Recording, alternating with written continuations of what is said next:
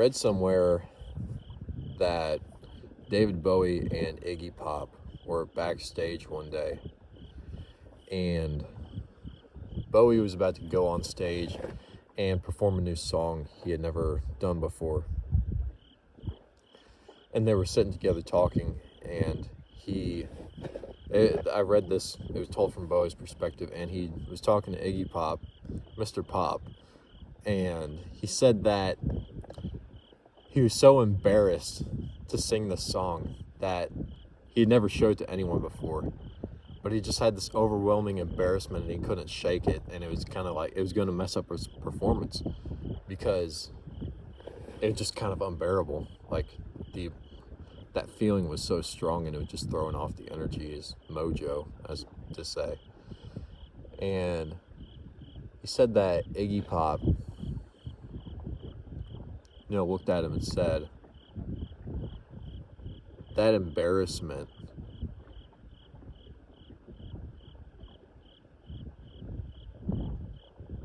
means that what you have here, what you're putting out, what you have within you, what you have to present means something. If you feel embarrassed and scared, if you feel so embarrassed and just utterly scared to present this to people, that means you actually have something to say here. What you're saying here is actually meaningful, and it comes from a place of, what is truly you.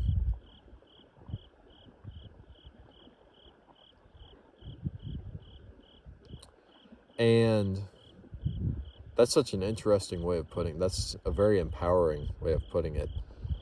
I mean, he remembered it to tell that tale, and for me to read it somewhere, to be it spread, among people, and for other people to find it meaningful to spread it in the first place, and him to remember that.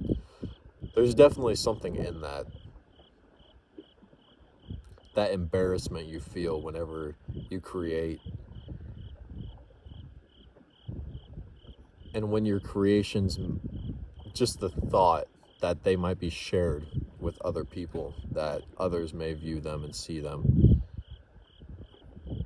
because there's a vulnerability to it, there's a truth to it, and that vulnerability comes with power, it comes with value.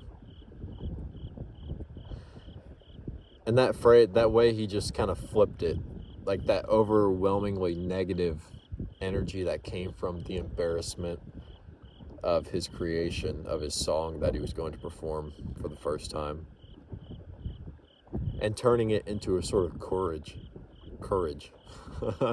turning it into a sort of power and energy that went from being negative and kind of restricted to positive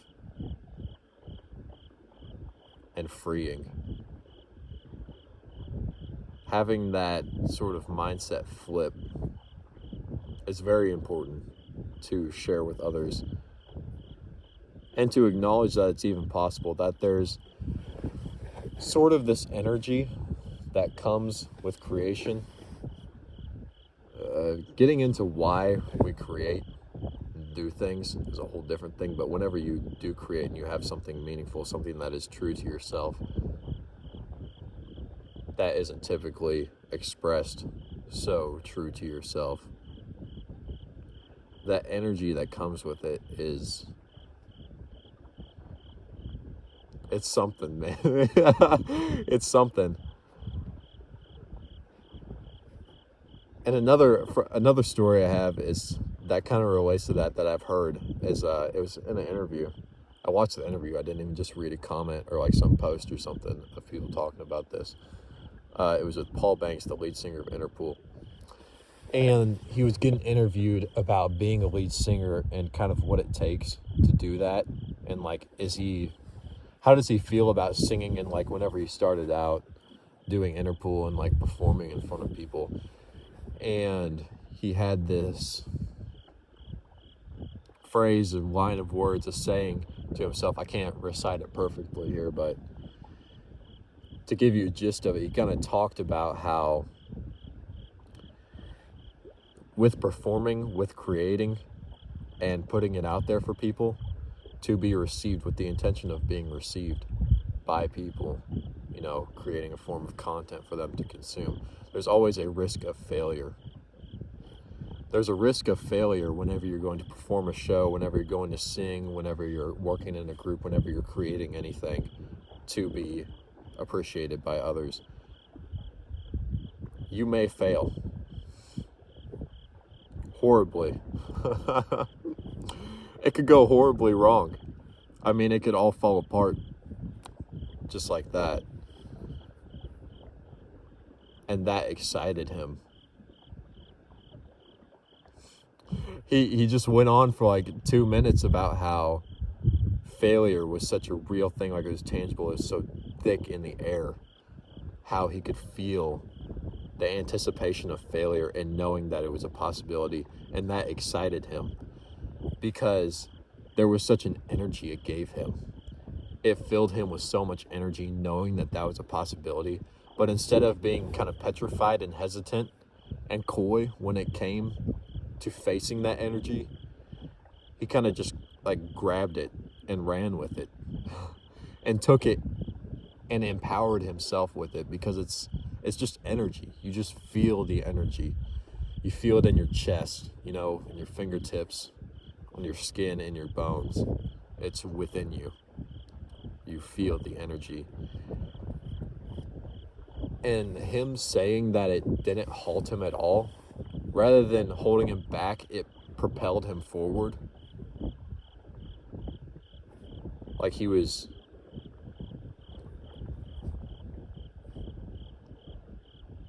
that's powerful. That is just a wild way of thinking about it. That it could propel you, you know, that you should prevail in face of that energy, because you're going to use it to your advantage. Whenever it naturally feels like it's going to overcome you. Like just this huge force that you can't seem to shake.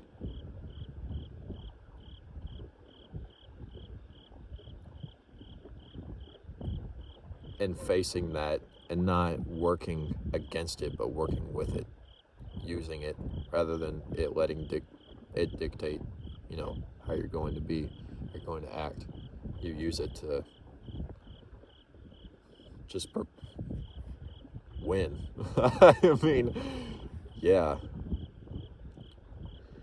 And there's this energy that comes with even making these videos right now and making songs and writing things down, even just talking to people, like even coworkers, you know, someone at church, someone at the bowling alley. You know, I know who people will be talking to these days, you know, your fortune teller even. That girl you like in 5th period. There's an energy that comes with it. All of those things, like writing, art, any of that, just putting yourself out there, expressing the things in here out there, whether it be through words.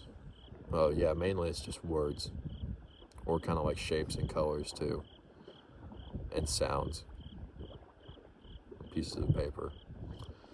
That energy a lot of times halts. I mean, within my own experience, it feels opposing. You know, like you see that girl and you wanna say something to her, but there's that energy. Like, I don't have another word for it. I don't have another word for it. It's just the energy you feel from it, and it feels like it's going to oppose you. But is it really opposing you, or is it just you perceiving it as opposing you? Is it possible to use that and sort of convert it to courage? You know, is that within you? It's almost like we have a filter. Like, there's certain circumstances and certain people and certain things, certain events outside of us that have inherent energy and power and value. And whenever we face them, it, of course, transfers into us. We absorb it, just being around it, experiencing it, interacting with it. But what filter does it go through whenever it enters us? Does it enter us as anxiety? Does it enter us as fear? Does it enter us as like cowardice? Does it enter us as and fill us with hesitation? Like, is it up to us to interpret that energy and that power? And we get to decide how we use it, how we react to it? Or have we just been conditioned to feel fear and hesitation whenever that power presents itself to us, to interpret it as an opposing force rather than one to be utilized to aid our mission, whatever it is?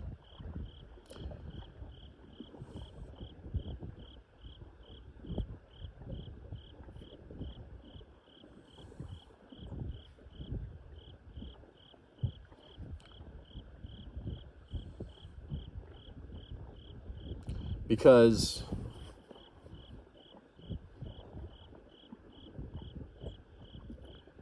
there's a real ugly side to it too, how it manifests. Say, you have a poem, right? A lot of times people will compensate with the fear, or that's how I would put it, they compensate with the fear by, like, I had this poem here, and whenever you're going to share it with someone, you kind of just trash on it before you even send it out there. You just say, yeah, it's not that good, but here it is, and then send it or like pass it on. Like, yeah, it's kind of bad. Just to sort of cushion the reaction to it. And of course, you can't be like overzealous or extremely courageous, because then you become arrogant. But it can get ugly, like the feeling. I've actually discussed this with someone. I actually talked about it before I just came to a video and started blabbing about stuff I don't know about to get like another person's perspective. I didn't even aim to, but it just kind of came about like, yeah, I should mention that. And talking about like the feeling of inadequacy. You feel inadequate. Like, what you have created is not enough to be worthy of sharing with other people. And that kind of your creations are just bogus. A buffoon's work. Nothing short of a hooligan would create such a thing. A rapscallion for sure. No. That inadequacy causes such hesitation. It halts your growth because you don't get any of that feedback from it. Creating it just has such a fear to it. That energy seems overbearing, and it makes you pause, hesitate, brings you to your knees. My legs are going numb to get brought to my knees.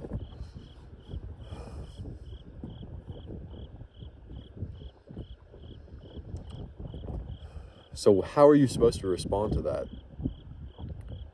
whenever you feel that way? What is the proper way of responding? What's the wrong way to respond? What's the natural way to respond? What's the the right way, the proper way, the best way you can? I don't know. I don't have the answer. That's what I'm wondering, though. That fear. It's a fear of being perceived.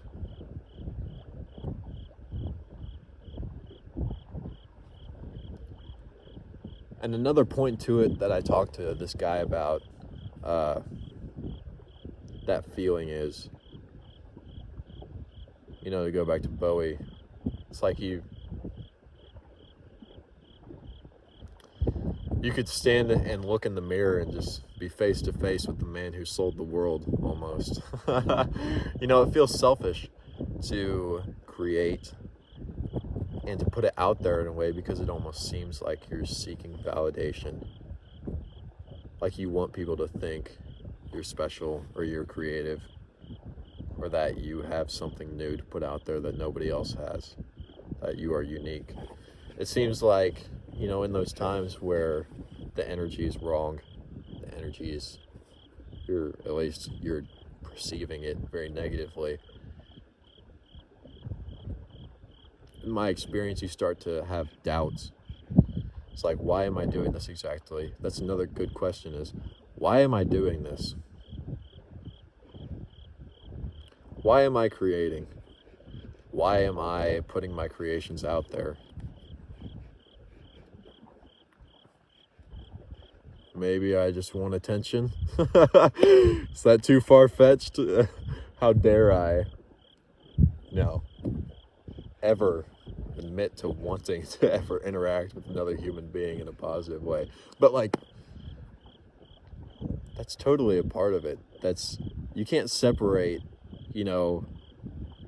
a human from wanting attention. And if somebody were to accuse me of, creating whatever it be and putting it out there solely for the reason of wanting attention, could I disprove them? Could I provide an argument that says that no, under no circumstance do I do this for attention? Because if they're seeing it put out there, what am I doing it for? And yeah, there's all the right things, like you want to connect with people to like help them. You want to broaden people's perspectives. You want to shed light on an issue.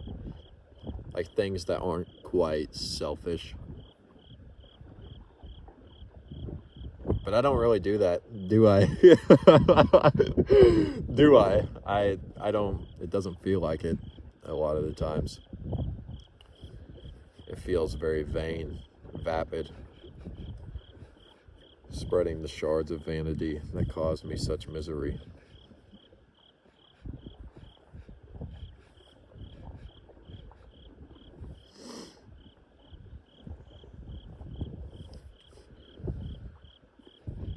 But what I talked to that guy about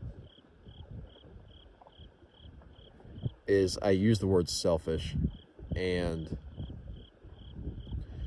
he heard the word selfish and really focused on that. He really focused in on that. He said that, yeah, it's selfish. Okay, it's selfish. But is it a kind of selfish that is at the cost of others? Does you being selfish in this regard cost anything to anyone else? And I wouldn't say it really does. I mean, your time, yeah. Definitely costs you your time if you're, partaking in this. That's definitely costing you. Not sure what the value of that is, your time, if you're watching this. I'm like a walking example.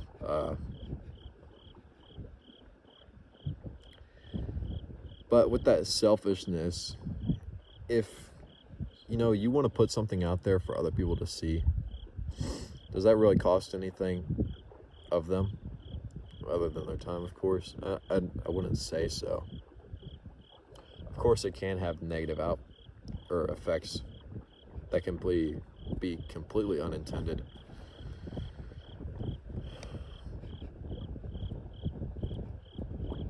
But it's just part of it. I mean, as long as you don't intend them, then you're really not doing anyone harm or a disservice. And he said that you can't just be selfless all the time. Like, it's okay to be selfish at times. Because, if you were selfless all the time, what self would there even be?